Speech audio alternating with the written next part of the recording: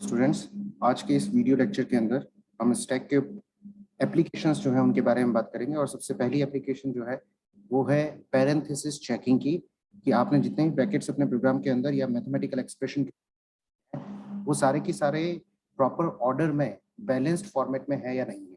So basically आपका compiler parenthesis checking के लिए स्टैक को यूज करता है और उसी एप्लीकेशन को हम भी डिजाइन करना चाहते हैं। सो आज का हमारा जो लेक्चर है वो कम्प्लीटली ये रहेगा कि आपने अगर कोई एक्सप्रेशन डाला है, फॉर से एग्जांपल अगर आप एक्सप्रेशन के बारे में बात करें तो आप इस तरीके से कुछ एक्सप्रेशंस को लिखते हैं।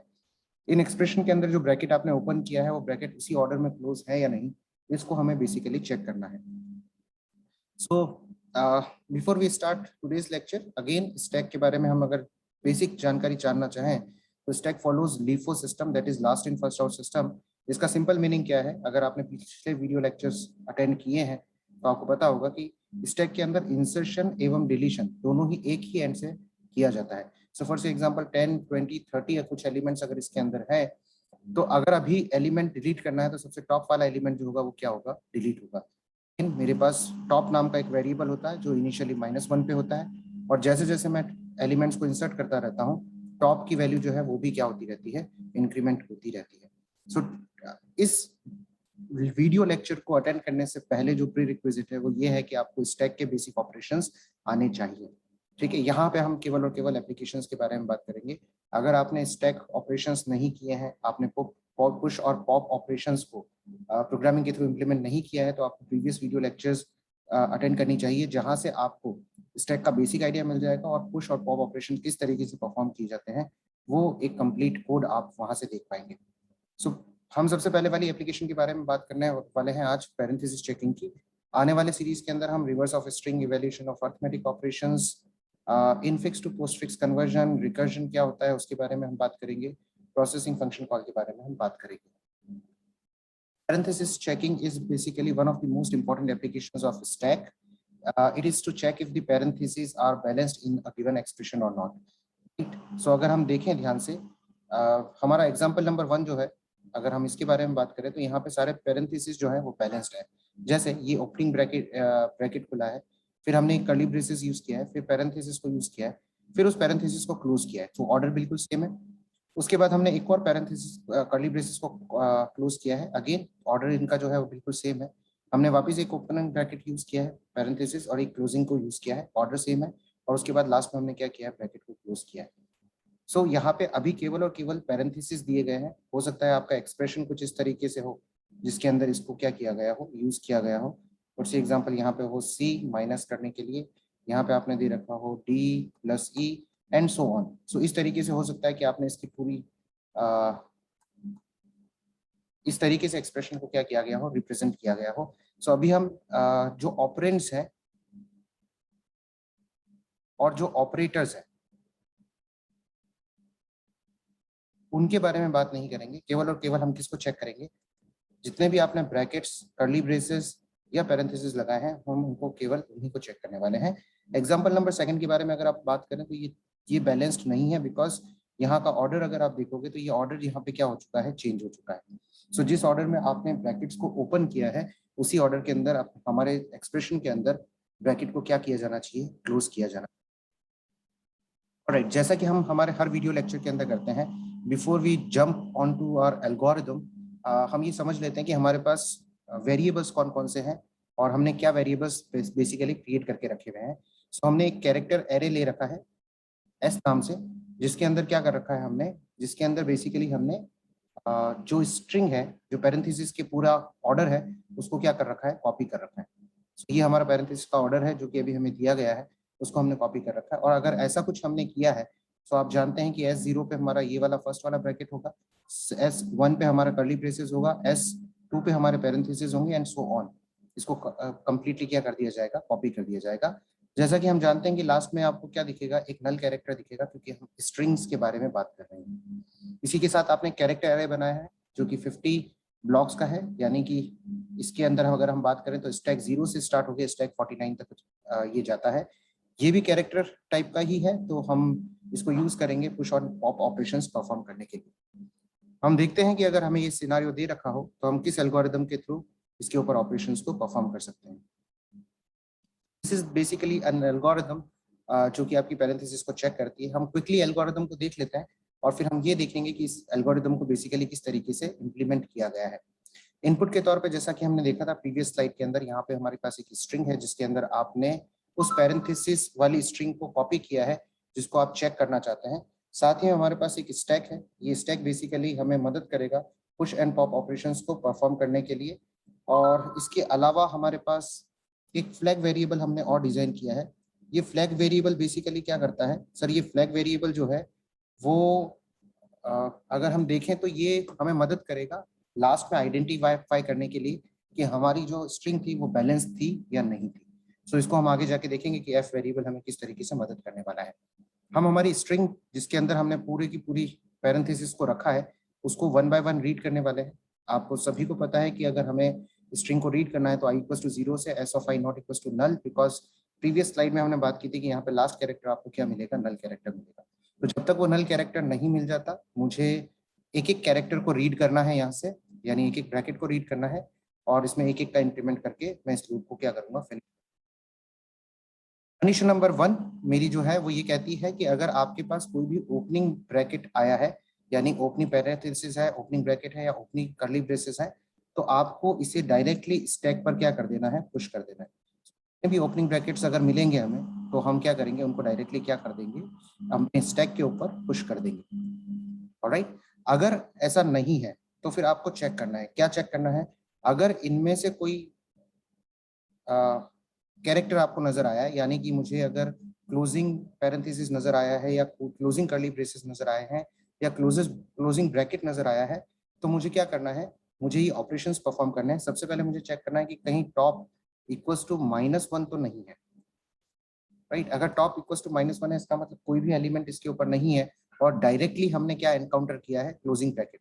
सो अगर इस एक्सप्रेशन को आप समझना चाहें तो ऐसा कुछ है कि मेरे पास ऐसे कुछ पैरेंथेसिस है, तो अगर आप इसको देखोगे तो पहला कैरेक्टर ही मेरा क्या है, ओपनिंग क्लोजिंग ब्रैकेट है, जो कि पॉसिबल नहीं है। सो ये बेसिकली ये जो सिचुएशन है वो इस पर्टिकुलर सिनारियो को टारगेट करती है। जब मुझे पहले वाला ही क्लोजिंग ब्रैकेट मिल रहा है इसका मतलब इसके करस्पॉन्डिंग कोई भी ओपनिंग ब्रैकेट स्टैक के अंदर नहीं है।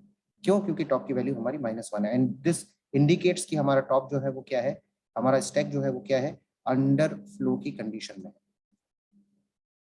चलिए, अगर हमारे पास ऐसा नहीं है तो हम एक एलिमेंट जो भी टॉप पे रखा होगा उसको हम यहाँ पे क्या करने वाले हैं, पॉप करने वाले हैं। हम ये चेक करेंगे कि अगर हमारा स्ट्रिंग ऑफ आई जो है वो ओपनिंग पैरेंथेसिस है, लेकिन जो टी के पास एलिमेंट आया है स्टैक ऑफ टॉप से वो अगर ब्रैकेट या कर्ली ब्रेसेस है तो हम फ्लैग को सेट कर देंगे 0। सो अब अगर हम इस जगह पे आके फ्लैग के बारे में बात करें, यानी एफ वेरिएबल के बारे में बात करें, तो इनिशियली हमने एफ वेरिएबल को क्या सेट किया था, 1। जब भी हमें मिसमैच मिल रहा है, यानी कि अगर ये क्लोजिंग ब्रैकेट है और मुझे ओपनिंग ब्रैकेट जो है वो इसके करस्पॉन्डिंग दूसरे मिल रहे हैं, तो मैं एफ को सेट कर देता हूँ 0। इसका मतलब यहाँ पे कुछ मिसमैच हुआ है। राइट, हमें मिलना क्या चाहिए था, अगर यहाँ पे ये वाला ब्रैकेट है तो मुझे टॉप पे मिलना चाहिए था ये वाला है। अगर ये एलिमेंट नहीं मिलेगा तो मैं एफ की वैल्यू को क्या कर दूंगा, सेट टू 0। सेम तीनों सिनेरियो के लिए मैंने किया है। अगर कर्ली ब्रेसेस मुझे मिले हैं जब मैं स्ट्रिंग ऑफ आई को रीड कर रहा था और मुझे कर्ली ब्रेसेस मिला है वो भी क्लोजिंग वाला, और यहाँ पे ओपनिंग कर्ली ब्रेसेस नहीं मिला है, उसकी जगह कोई और एलिमेंट मिला है, तब भी मैं एफ की वैल्यू को सेट कर दूंगा इक्वल टू 0। और सेम मैं ब्रैकेट के अंदर भी चेक कराऊंगा कि अगर मुझे क्लोजिंग ब्रैकेट के करस्पॉन्डिंग ओपनिंग ब्रैकेट नहीं मिलके उसके अलावा कोई 2 एलिमेंट्स मिले हैं तो I will say F equal to 0। So ये एफ इक्वल टू 0 बेसिकली ये डिनोट करता है कि कहीं ना कहीं मिसमैच हुआ है। And when we say mismatch, इसका मतलब ये है कि ओपनिंग के करस्पॉन्डिंग क्लोजिंग नहीं मिला है। यहाँ पे हम लूप को एंड करेंगे जब हम पूरी स्क्रीन को स्कैन कर लेंगे, पूरी स्ट्रिंग को स्कैन कर लेंगे। उसके बाद हम ये देखेंगे कि sir top equals greater than equals to 0 है या नहीं है। अगर top greater than equals to 0 इसका मतलब यहाँ पे कोई ना कोई एलिमेंट अभी भी रखा हुआ है। इसका मतलब अगेन पैरेंथेसिस जो है वो अनबैलेंस्ड हो गया है। राइट, सो हम इसको सिनेरियो को आगे एग्जांपल के थ्रू समझेंगे। लास्ट में जाते जाते हम चेक करेंगे, अगर आज एफ की वैल्यू जो है वो 0 है, इसका मतलब आपका जो पैरेंथेसिस था वो बैलेंस्ड नहीं है। और जब आपने स्टार्टिंग में एफ इक्वल्स टू 1 से स्टार्ट किया था और लास्ट में भी आपके पास एफ इक्वल्स टू 1 है, इसका मतलब आपके जो पैरेंथेसिस थे वो सारे के सारे बैलेंस्ड थे। सो इस एल्गोरिथम को आप थोड़ा सा वापस से रिवाइज कर लीजिए यहाँ पे पॉज करके, अगर आप इसको समझना चाहते हैं तो वापस से रिवाइंड करके एक बार वापस से इस सिचुएशंस को देख लीजिए, क्योंकि इन्हीं को हम आगे इम्प्लीमेंट करने वाले हैं अपने एग्जाम्पल के अंदर। क्योंकि ये कोड फ्रेगमेंट बड़ा है तो हम इस कोड फ्रेगमेंट के कुछ एक पार्ट्स को लेंगे और फिर उनको एग्जीक्यूशन के दौरान देखेंगे कि वो किस तरीके से। हमने अभी स्टार्ट किया है हमारी स्ट्रिंग को और हम बात कर रहे हैं i इक्वल्स टू 0 के लिए। अगर i इक्वल्स टू 0 के लिए बात कर रहे हैं तो s ऑफ i जो है वो हमारा क्या है, बेसिकली वो जो है हमारा वो है ओपनिंग ब्रैकेट। अगर मुझे ओपनिंग ब्रैकेट मिलता है, मुझे पता है कि अगर f ऑफ i की वैल्यू मेरी ओपनिंग पैरेंथेसिस है, ओपनिंग ब्रैकेट है या ओपनिंग कर्ली ब्रेसेस है, तो मुझे क्या ऑपरेशन परफॉर्म करना है, पुश ऑपरेशन। जब आप पुश ऑपरेशन परफॉर्म करोगे तो यहाँ पे इनिशियली टॉप था जिसकी वैल्यू थी -1, वो क्या हो गया है, टॉप इक्वल्स टू क्या हो चुका है 0, क्योंकि टॉप को प्लस प्लस किया गया होगा पुश ऑपरेशन के दौरान। और स्टैक ऑफ टॉप के ऊपर हमने डेफिनेटली एस ऑफ आई के एलिमेंट को क्या किया होगा, इंसर्ट किया। तो अभी हमने इस एलिमेंट को यहाँ से उठा करके अपने स्टैक के ऊपर पुश कर दिया है। चलिए चलते हैं। i इक्वल्स टू 1 के लिए अगर हम देखें तो s ऑफ 1 की वैल्यू क्या है हमारे पास, सर s ऑफ 1 जो है वो है हमारा ओपनिंग कर्ली ब्रेसेस। अगर हमारे पास ओपनिंग कर्ली ब्रेसेस आता है तो हमें क्या करना है, पुश ऑपरेशन परफॉर्म करना है। यहाँ से इस एलिमेंट को उठा के कहाँ पुश कर दिया गया है, स्टैक के ऊपर गया है। इस तरीके से अगर हम बात करें i इक्वल्स टू 2 के लिए, नेक्स्ट स्लाइड में s ऑफ 2 मेरा क्या है, सर s ऑफ 2 जो है मेरा वो ओपनिंग पैरेंथेसिस है। ओपनिंग पैरेंथेसिस है तो इसको डायरेक्टली कहाँ पुश कर दिया गया है, स्टैक पे पुश कर दिया गया है। नेक्स्ट सिनारियो हम देखते हैं। फॉर से एग्जांपल हम बात कर रहे हैं i इक्वल्स टू 3 के लिए। अगर आप s ऑफ 3 को देखेंगे तो s ऑफ 3 बेसिकली आपका क्या है, एक क्लोजिंग पैरेंथेसिस है। इस केस में हमें क्या करना है, हमें क्लोजिंग पैरेंथेसिस को निकालना है। हमने यहाँ पे चेक कर लिया है टॉप इक्वल्स टू -1 नहीं है, ये कंडीशन रन नहीं होगी। हमने टी के अंदर पॉप करके एलिमेंट को निकाला है, तो टी के अंदर हमारे पास यहाँ से क्या आ जाएगा, ये एलिमेंट आ जाएगा पॉप किया हुआ, सपोज टी के पास ये है। And then we have to check string of I हमारे पास क्या है, सर स्ट्रिंग ऑफ आई हमारे पास है ओपनिंग पैरेंथेसिस, उसके करस्पॉन्डिंग क्या क्लोजिंग ब्रैकेट या कर्ली ब्रेसेस मिला है क्या, नहीं सर, ओपनिंग ब्रैकेट या ओपनिंग कर्ली ब्रेसेस नहीं मिला है। सो ये कंडीशन फॉल्स हो गई और ये दोनों कंडीशंस तो वैसे भी फॉल्स हैं। सो ये कंडीशन फॉल्स, ये कंडीशन फॉल्स और ये कंडीशन भी फॉल्स हो गई। या नहीं, अगर मैं बात करूं कि इस पर्टिकुलर आइट्रेशन के लिए जब आपने एंटर लिया था तब एफ की वैल्यू 1 थी, और जब इस आइट्रेशन से, इस पर्टिकुलर आइट्रेशन से मतलब i इक्वल्स टू 3 के लिए जब आप आइट्रेशन से बाहर आए हो तो आज भी f की वैल्यू आपकी क्या है, 1 है, क्योंकि ये सारी कंडीशंस फॉल्स हो गई है।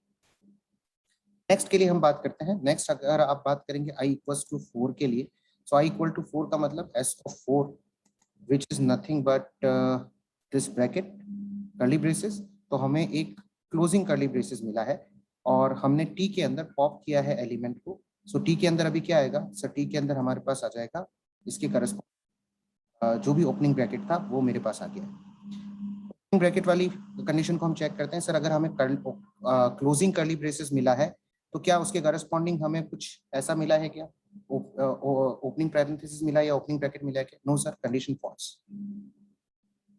इसी के साथ अगर हम इसको देखें तो ये तो ऑलरेडी कंडीशन फॉल्स है, क्योंकि स्ट्रिंग ऑफ आई के पास अभी हमारे पास क्या है, स्ट्रिंग ऑफ आई के पास हमारे पास क्लोजिंग कर्ली ब्रेसेस है, ना कि पैरेंथेसिस या ब्रैकेट है।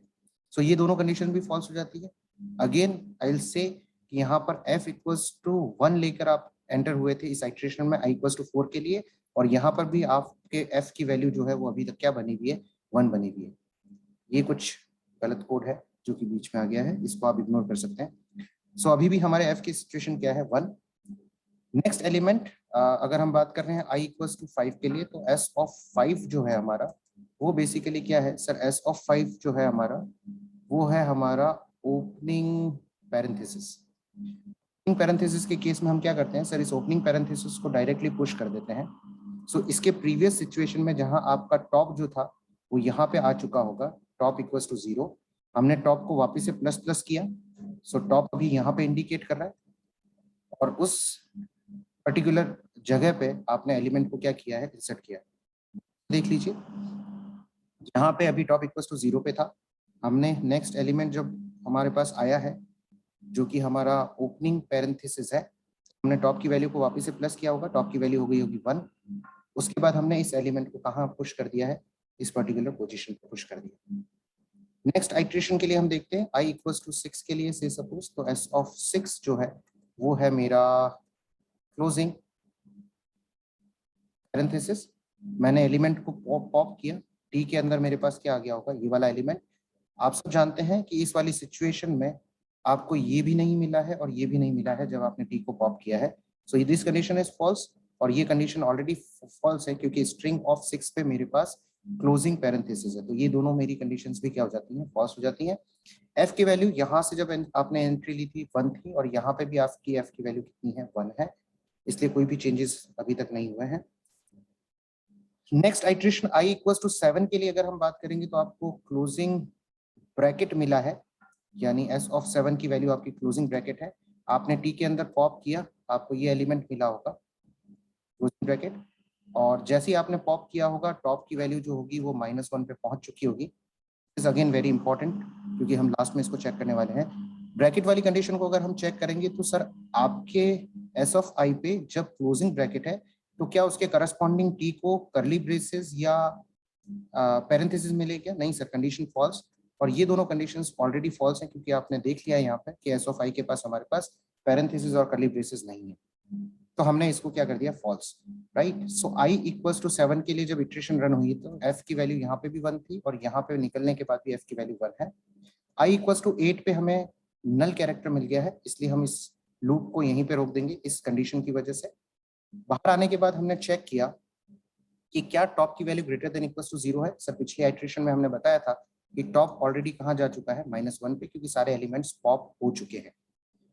अगर top greater than equals to 0 होता, मतलब यहाँ पे कोई ना कोई एलिमेंट एग्जिस्ट करता, उस केस में हम f की वैल्यू को वापस से क्या कर देते, 0, बिकॉज ये शो करता है कि अभी कोई ना कोई ब्रैकेट ऐसा है या कर्ली ब्रेसेस ऐसा है या पैरेंथेसिस ऐसा है जो कि आइट्रेशन के अंदर या इक्वेशन के अंदर से बच गया है, इसका मतलब ये अनबैलेंस्ड है, तो f की वैल्यू को 0 करते थे।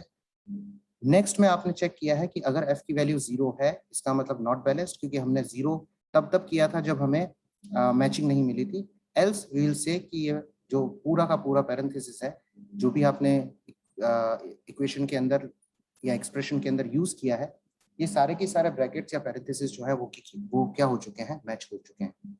सो इस तरीके से पैरेंथेसिस चेकिंग को हम यहाँ पे क्या कर सकते हैं, यूज कर सकते हैं। वीडियो के किसी भी पार्ट को अगर आपको समझने में प्रॉब्लम आई है तो आप उसको पॉज करें, रिवाइंड करके एक बार वापस देखें, डेफिनेटली आपको ये समझ में आएगा। थोड़ा सा डिफिकल्ट टॉपिक है बट अगर आप कॉन्सेंट्रेट करेंगे तो विल गेट इट। आपको कोई भी क्वेश्चन पूछना है तो आप मेरी मेल आईडी पे पूछ सकते हैं।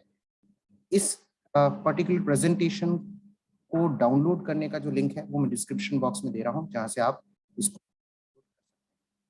आज वीडियो में इतना ही, नेक्स्ट आने वाली वीडियो में हम दूसरे एप्लीकेशंस के बारे में बात